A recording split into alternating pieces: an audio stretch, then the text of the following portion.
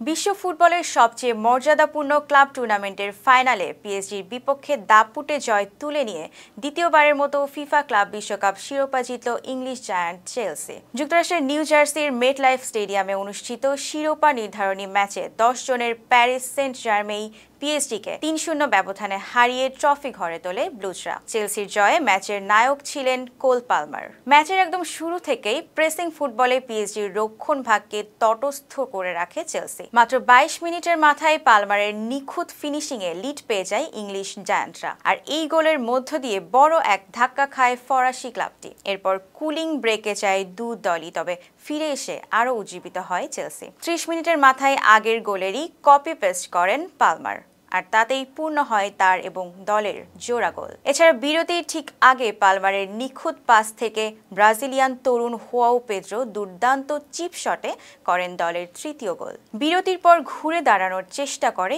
Euro চ্যাম্পিয়নরা, তবে চেলসির গোলরক্ষক রবার্ট সানচেজ একের পর এক দুর্দান্ত সেভ করে পিএসজিকে গোল বঞ্চিত রাখেন। ম্যাচের 84 মিনিটে নেভেস লাল কার্ড দেখে মাঠ ছাড়লে আরও চাপের মুখে পড়েন পিএসজি।